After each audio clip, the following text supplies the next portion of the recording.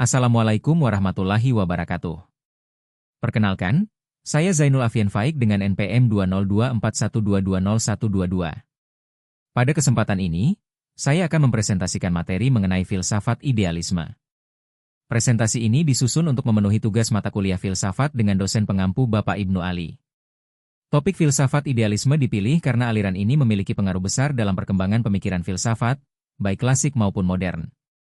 Dalam presentasi ini, saya akan membahas mulai dari pengertian idealisme, ciri-ciri utamanya, tokoh-tokoh yang berpengaruh, hingga relevansi idealisme dalam kehidupan masa kini. Sebagai mahasiswa, mempelajari filsafat idealisme penting untuk melatih cara berpikir kritis dan reflektif. Dengan memahami idealisme, kita tidak hanya menerima realitas apa adanya, tetapi juga belajar memahami makna di balik realitas tersebut. Semoga pemaparan ini dapat menambah wawasan dan pemahaman kita bersama. Filsafat merupakan cabang ilmu yang membahas pertanyaan-pertanyaan mendasar tentang kehidupan, realitas, kebenaran, dan pengetahuan. Sejak awal kemunculannya, filsafat selalu berusaha mencari jawaban atas pertanyaan tentang apa yang benar-benar nyata dan bagaimana manusia dapat mengetahui sesuatu. Dalam perkembangannya, muncul berbagai aliran filsafat yang memiliki sudut pandang berbeda. Salah satu aliran tersebut adalah idealisme. Idealisme hadir sebagai pandangan yang tidak hanya melihat realitas dari sisi materi atau benda fisik semata. Aliran ini beranggapan bahwa ide, pikiran, dan kesadaran manusia memiliki peranan yang sangat penting dalam memahami dunia. Bagi idealisme, realitas tidak bisa dilepaskan dari cara manusia berpikir dan memaknainya. Oleh karena itu, idealisme menjadi aliran yang menarik untuk dipelajari karena menawarkan perspektif yang berbeda dalam memahami kenyataan hidup manusia. Idealisme berasal dari kata ideia yang berarti gagasan atau pikiran. Secara umum, idealisme adalah aliran filsafat yang berpandangan bahwa hakikat realitas bersumber dari ide atau kesadaran. Artinya, apa yang kita sebut sebagai kenyataan tidak sepenuhnya berdiri sendiri tanpa keterlibatan pikiran manusia. Cara manusia memahami, menafsirkan, dan memikirkan sesuatu sangat memengaruhi realitas yang dialaminya. Bagi kaum idealis, pikiran bukan hanya alat untuk mengetahui dunia, tetapi juga merupakan dasar dari realitas itu sendiri. Dengan kata lain, realitas dipahami sebagai sesuatu yang bersifat mental atau ideologis. Pandangan ini berbeda dengan materialisme yang menekankan materi sebagai dasar utama realitas. Idealisme justru menempatkan akal dan kesadaran sebagai pusat dari segala pengetahuan dan pengalaman manusia. Filsafat idealisme memiliki beberapa ciri utama yang membedakannya dari aliran filsafat lain. Pertama, idealisme menempatkan ide atau pikiran sebagai sesuatu yang lebih utama dibandingkan materi. Kedua, realitas dipahami sebagai sesuatu yang bersifat mental, spiritual, atau berkaitan dengan kesadaran. Ketiga, pengetahuan dianggap diperoleh terutama melalui akal dan pemikiran rasional, bukan hanya melalui pengalaman indrawi. Selain itu, idealisme juga memandang bahwa kebenaran tidak sepenuhnya bergantung pada dunia fisik. Manusia dianggap sebagai makhluk berpikir yang aktif dalam membentuk makna realitas. Ciri-ciri ini menunjukkan bahwa idealisme memberikan peran besar kepada akal dan kesadaran manusia. Dengan demikian, idealisme memandang manusia bukan hanya sebagai makhluk fisik, tetapi juga sebagai makhluk rasional dan spiritual. Dalam perkembangan filsafat idealisme, terdapat beberapa tokoh penting yang memiliki pengaruh besar. Tokoh pertama adalah Plato, yang dikenal sebagai tokoh idealisme klasik dengan konsep dunia ide. Plato berpendapat bahwa realitas sejati berada pada dunia ide, bukan pada dunia yang ditangkap oleh panca indera. Tokoh berikutnya adalah George Berkeley, yang menyatakan bahwa sesuatu ada karena dipersepsi oleh pikiran. Kemudian ada Immanuel Kant, yang menekankan bahwa pengetahuan manusia dibentuk oleh struktur pikiran.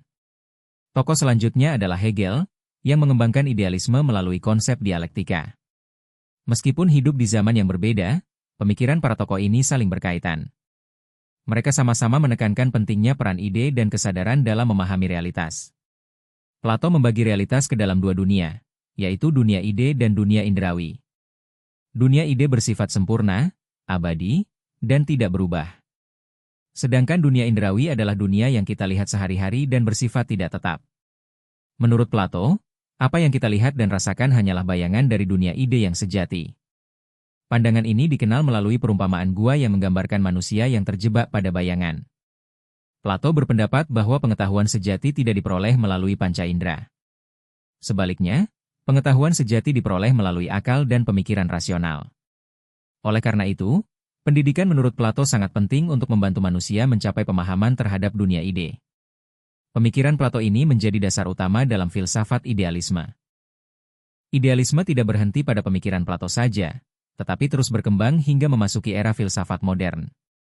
Salah satu tokoh penting dalam idealisme modern adalah Immanuel Kant. Kant berpendapat bahwa manusia memahami realitas melalui struktur pikirannya sendiri. Artinya, manusia tidak mengetahui dunia sebagaimana adanya, tetapi sebagaimana dunia itu dipahami oleh pikiran manusia. Hegel kemudian mengembangkan pandangan ini lebih lanjut melalui konsep dialektika. Dialektika terdiri dari tesis, antitesis, dan sintesis. Menurut Hegel, realitas merupakan proses perkembangan ide yang terus bergerak dan berubah. Pandangan ini menunjukkan bahwa realitas bersifat dinamis. Idealisme modern sangat berpengaruh dalam perkembangan filsafat dan pemikiran modern. Setiap aliran filsafat tentu memiliki kelebihan dan kekurangan, termasuk idealisme. Kelebihan idealisme adalah menekankan pentingnya akal, kesadaran, dan nilai moral. Aliran ini mendorong manusia untuk berpikir kritis dan reflektif dalam memahami realitas. Namun, idealisme juga memiliki kekurangan. Aliran ini sering dianggap kurang memperhatikan realitas fisik dan pengalaman empiris. Selain itu, idealisme cenderung bersifat abstrak dan sulit dibuktikan secara ilmiah. Meskipun demikian, idealisme tetap memberikan kontribusi besar dalam perkembangan filsafat. Begitulah kira-kira sifat-sifat idealisme jadi. Perlu kita ketahui bahwa idealisme sangat dipahami secara mendalam dalam berfilsafat karena idealisme merupakan bagian penting dalam berfilsafat. Kelebihan dan kekurangan ini menunjukkan bahwa idealisme perlu dipahami secara kritis dan seimbang. Meskipun idealisme merupakan aliran filsafat yang sudah lama berkembang, pemikirannya masih relevan hingga saat ini. Dalam dunia pendidikan, idealisme menekankan pembentukan karakter dan pengembangan kemampuan berpikir. Idealisme juga mendorong mahasiswa untuk tidak hanya menerima informasi, tetapi juga memahaminya secara kritis. Dalam kehidupan sosial, idealisme mengajarkan pentingnya nilai moral dan etika. Selain itu, idealisme membantu manusia menyaring informasi di era digital. Dengan berpikir kritis, manusia tidak mudah terpengaruh oleh informasi yang tidak jelas kebenarannya. Oleh karena itu, idealisme masih memiliki peran penting dalam kehidupan modern, khususnya bagi generasi muda dan mahasiswa. Sebagai kesimpulan, filsafat idealisme adalah aliran yang menempatkan ide atau pikiran sebagai dasar realitas. Idealisme menekankan bahwa akal dan kesadaran memiliki peran penting dalam memahami dunia. Aliran ini berkembang melalui pemikiran tokoh-tokoh besar seperti Plato, Berkeley, Kant, dan Hegel. Meskipun memiliki beberapa keterbatasan, idealisme memberikan kontribusi besar dalam perkembangan pemikiran filsafat. Nilai-nilai yang dibawanya masih relevan, terutama dalam bidang pendidikan dan etika. Sebagai mahasiswa, kita dapat mengambil pelajaran dari idealisme untuk berpikir lebih kritis dan reflektif. Demikian presentasi yang dapat saya sampaikan.